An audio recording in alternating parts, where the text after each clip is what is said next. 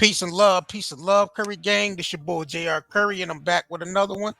So recently, Fox ran a piece on their channel recently saying you know, insinuating that Diddy was talking to the feds.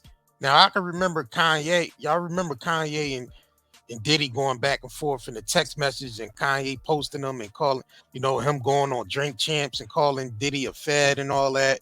When they was, going back and forth on Instagram or whatever.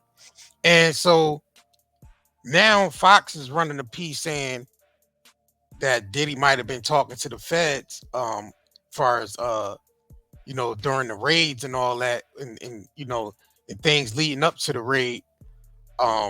They've been building this case on Diddy for for a while now. So they ran a piece recently saying Diddy talking to the feds. Let's go ahead and get into this real quick. Let's get into this. Host of Takedown with Chris Hansen. So now we have two people come out saying that Diddy was talking to the feds. Do you think that's true? Whether it's true or not, and he might have been cooperative in some way, shape, or form, you don't get away with human trafficking unless you give up John Gotti or something like that. And that's not what happened here. I can tell you, Jesse, that this investigation's been going on for a long time, very closely held by HSI, so much so that even some of the agents on the raid a week ago today didn't know whose house they were raiding until they got there. That's how closely held this investigation. Wow, because there could have been a tip. Absolutely.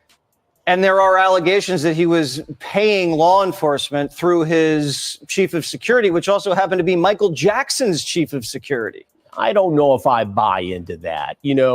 People in Diddy's situation like to have those involved in law enforcement close to them. But that doesn't mean they're taking payoffs. That doesn't mean they're doing big favors. They like that closeness. It's just like how Diddy was able to court Diageo or Estee Lauder. He was very successful in doing that, and that made him a lot of money and gave him credibility outside the hip-hop rap world. And that's what he was trying to do here, a lot like what Epstein did with very powerful political. So maybe it could be possible the feds was hounding Diddy about some other, because like I said, this is bigger than Diddy, no Diddy. You know what I mean? This is a case that supersedes past Diddy, just Diddy alone. You know what I mean? I think they're trying to crack down on sex trafficking throughout the industry, period. So they coming to him, basically ransacked his house looking for evidence, probably trying to lead it to somebody else. You know what I'm saying? So it's possible Diddy could have been assisting the feds. Like we don't know that, because he's not going to want to just go down alone. I don't think he's going to want to just go down alone. And they looking for people on those tapes. Politicians, high level music execs, they looking for people on those tapes, man. You best believe that. Let's continue. Business. And if you look at this report in the New York Post, you see it's a constellation of billionaires he's involved with. Very similar to what Epstein was doing. And, these guys get drunk with power, allegedly. Diddy has said that these allegations are false, but they get drunk with power, and all of a sudden they lose their balance and what's right and what's wrong. And they're insulated, and they've got everybody telling them they're great. And all of a sudden these civil suits come out, and the feds watch this. That's what happened with R. Kelly. It started with civil suits. Then HSI got involved, and they're the lead agency for human trafficking. These civil suits are just like a silver platter for the feds. Very helpful. Take these guys down. All right, well, we'll see how this plays. I'm gonna be honest. I think a lot of these high-level celebrities work with the feds. You know what I'm saying? I mean, I can't confirm or deny it, but you've seen things that came out in the past that you can pretty much indicate that the feds be coming to these high-level celebrities, because they got so much of an influence over the masses that they're being watched every single second. They being monitored every second. Emails, phone calls, surveillance, shit with the assistance of TMZ, following them everywhere they go, getting them in, getting them on camera or whatever. So I believe a lot of these high level celebrities work with the feds. You know what I'm saying? I don't think you can be high up higher up in that type of world without some type of agency coming to you. You know what I'm saying? And wanting intel on people. Same thing like when they set up the hip hop police in New York. It had the rappers followed everywhere they went and gathering intel on them and planting stuff in their cars, pulling them over every time they seen them.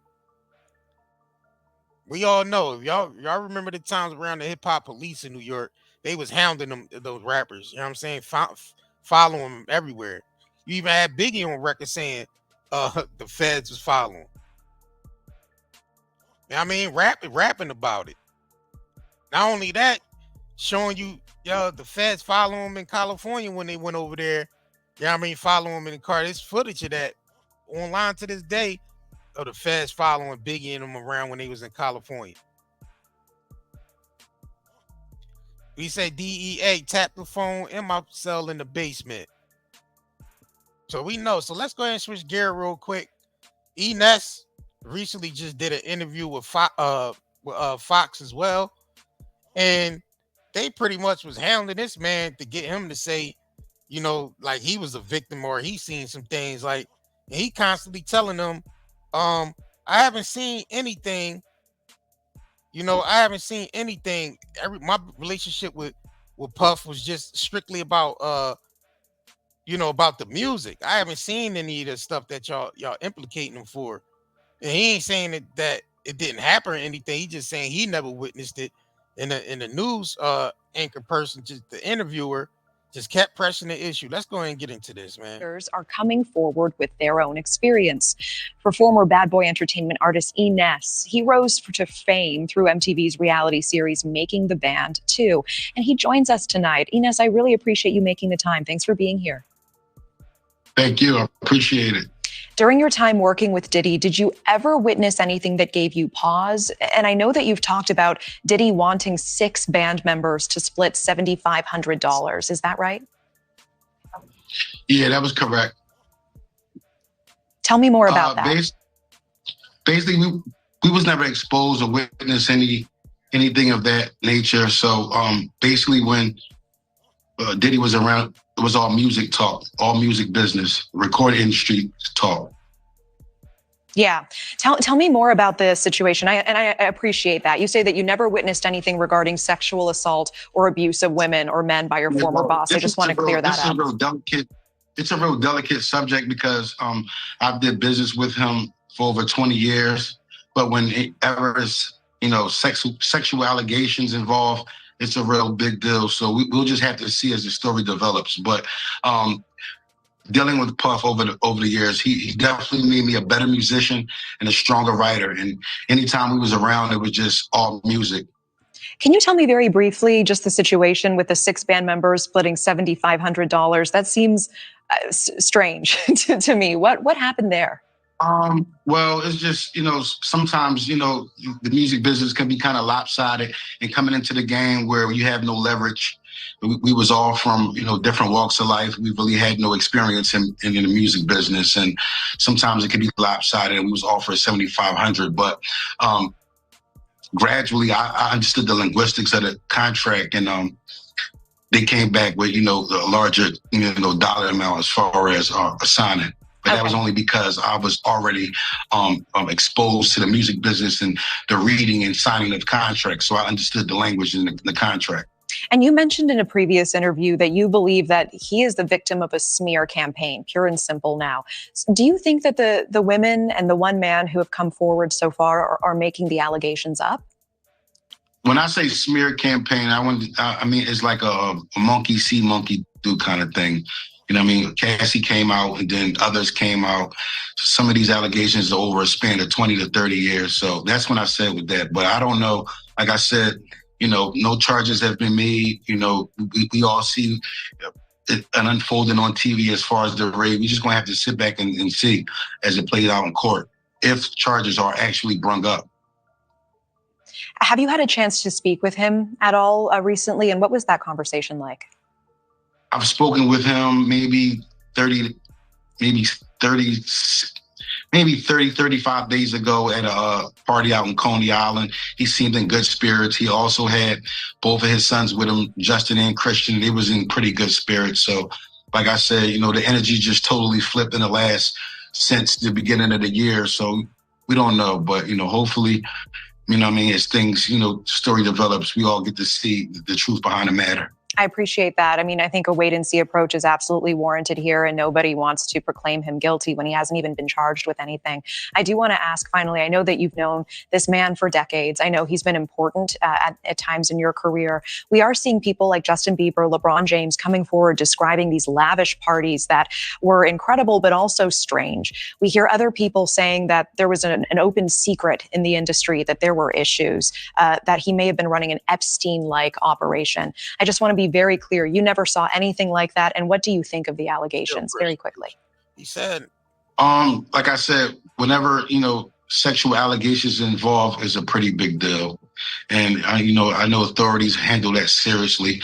I want to reiterate, I've never been exposed to witness any of these doings. And like I said, mainly when I was around, it was just mostly, and, you know, about music. And that's, you know, I mean, you know, I'm just standing on that. Like, I can't be forced to say anything else that I wasn't exposed to. Of course. It was strictly you know what I mean, employee boss type of relationship and apprenticeship, but it was all about music. Artist E-Ness, I appreciate your time tonight. Thank you. he's really trying to press the issue, bro. I tell you Thank you. Like, you know what I'm saying? Not everybody was privy to, you know what I mean, the parties. Like he said, like E-Ness said previously, you got to be selective for that. You know what I mean? He wasn't selected for that, so he wouldn't be able to see anything. You know what I'm saying? Let's go ahead and move on real quick. So we got 50 Cent still trolling Diddy. He's posting like everything that's involved with Diddy. You know, things that's coming up in the you know, on social media, things that's resurfacing. So he recently just posted a video of day 26 talking about some things, the music industry involving Diddy and all that. So 50 wrote a caption saying, "God damn it, this was a bad band, Diddy. Did he do it? Coming soon." So 50 still implicating that he's you know, insinuating that he's working on the Did He Do It documentary. So let's go ahead and get into this day 26 video. Matter of fact, let me do this so you can see it closer. All right, let's go ahead and get into this. I don't have anybody really agree with me because, you know, certain people sign up to get fucked. Certain people, if you're gonna keep it real, certain people sign. Then he said certain people sign up to get effed. Already started off bad, John. Already sign up to do the job of paying your rent that way. Right. You know, I didn't sign up for that. I felt like my talent was enough. So now that 4 years later, that I have experience in seeing, not putting anyone's business out, because, you know, what you do in your personal bed is whatever you do. But as far as me, when I go to an appearance, I want to get paid for that appearance.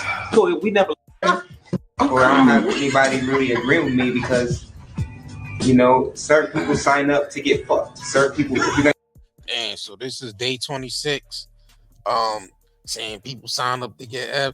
I mean, some people willingly do that though too. Not just being forced, but some people willingly sleep their way to the top. We hear about that all the time.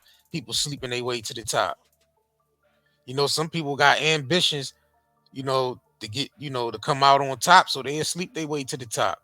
And some people that's being forced don't want to do it, but he's like, damn, all right, I don't want to do this, but it's a chance I might be blackballed. I can't pay my rent.